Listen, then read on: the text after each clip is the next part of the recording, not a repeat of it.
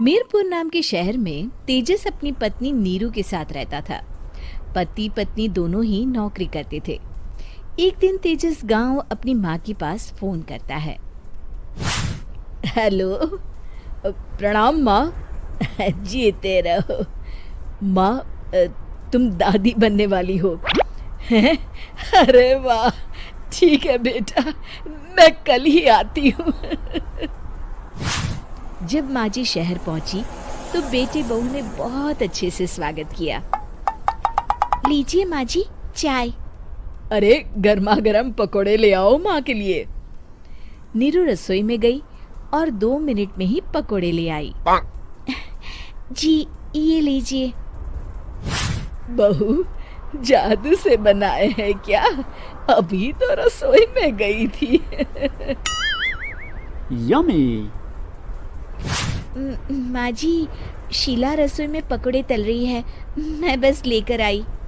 हे भगवान, मेरा धर्म भ्रष्ट कर दिया तूने। अब तो गंगा जल से शुद्धिकरण करना होगा। दूसरे दिन, माँ जी मैंने नाश्ता बना दिया है, ऑफिस जा रही हूँ। पर अभी तो घर का सारा काम पड़ा है। शीला आती ही होगी, झाड़ू पोछा बर्तन कपड़े वो सब कर लेगी। हमारे जमाने में घर का सारा काम हम ही करते थे।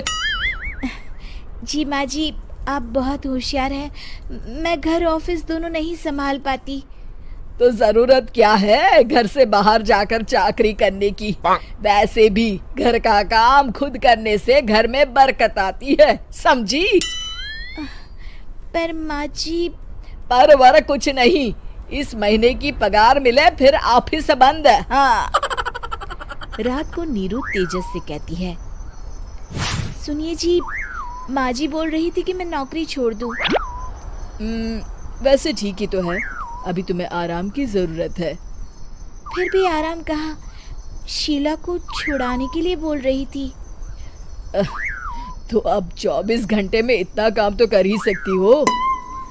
पर जॉब पसंद है मुझे, घर पर मन नहीं लगेगा। अगले दिन जब दोनों ऑफिस के लिए निकल रहे थे, मेरी तो कोई कीमत ही नहीं है इस घर में। माँ जी, आजकल महंगाई बहुत है, रहन सहन भी बदल गया है, दोनों नौकरी करते हैं तभी ठीक रहता है। अच्छा, तू कहना क्या चाहती है? मेरा बेटा तुझे बिठा के खिला नहीं सकता? तू ही इस घर का खर्च चला रही है, हैं? नहीं माँ जी, मेरा वो मतलब नहीं था। मतलब खूब समझती हूँ, ये बाल धूप में सफेद नहीं किए मैंने। हाँ। अब तो ये रोज का काम हो गया था। तेजस भी रोज की झिकझिक से परेशान हो गया था। एक दिन उसने कहा, नीरू, वैसे भी तुम्हें मैटरनिटी लीव मिलने वाली है, तो अभी से ही छुट्टी ले लो। पर क्या, मेरी सैलरी अच्छी खासी है। आखिर नीरू ने रिजाइन कर दिया। जब बच्चा हुआ तो घर में सब बहुत खुश हुए। कुछ दिनों बाद तेजस फाइल देख रहा था। क्या हुआ तेजस, कुछ परेशान लग रहे हो? हाँ, वो हमारी जितनी सेविंग्स थी वो तो हॉस्पिटल में और छठी के फंक्शन में खत्म हो गई है नीरू।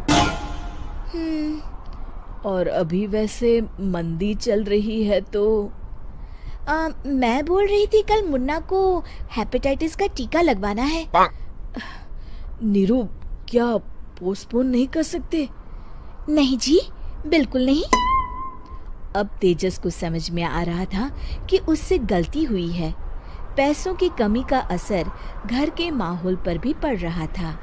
अगले दिन, बेटा मेरा चश्मा और ये दवाइयाँ ले आना, पर्चा देते हुए माँ जी ने कहा। जी। तेजस, मुन्ना के लिए दूध का डिब्बा और डायपर भी ले आना, और ये किराने के सामान की लिस्ट है, इसे भी लाना है। तेजस गुस्से में लिस्ट मरोड़कर फेंकता है और चिल्लाता है, पैसे क्या पेड़ पर उगते हैं? ये ले आना, वो ले आना। अरे, पर ये जरूरत का सामान ही है। वो गुस्से में बिना कुछ कहे ऑफिस चला गया। अरे अरे लंच तो ले जाइए। नीरू दौड़कर डिब्बा पकड़ाती है। एक दिन खाना खाने के बाद, नीरू, अब तो मुन्ना कुछ बड़ा हो गया, तो अब तुम वापस ज्वाइन कर लो ना जॉब। पर इस रिसेशन में जॉब मिलना बहुत मुश्किल है। ट्राई तो करो। फिर मुन्ना? माँ जी है ना, और एक फुल टाइम मेड भी लगा लेंगे। पर माँ जी, उन्हें तो पसंद नहीं। तभी माँ जी वहाँ आ जाती है और प्यार से नीरू के सर पर हाथ फेरते हुए बोलती है, अब मेरी समझ में आ गया बहू, पहले के और अब के समय में अंतर है। तुम काम शुरू करो, मुन्ना की जिम्मेदारी मेरी। मेरी प्यारी माँ जी। ये कहकर नीरू उनके गले लग गई। शिक्षा, परिवर्तन संसार का नियम है, हमें भी समय के साथ चलना चाहिए। उम्मीद है कि आपको हमारी ये कहानी पसंद आई होगी। कृपया हमारे चैनल को सब्सक्राइब करें और सभी अपडेट्स के लिए बेल आइकन जरूर क्लिक करें। और हाँ, वीडियो लाइक और शेयर करना मत भूलिएगा। Bye bye.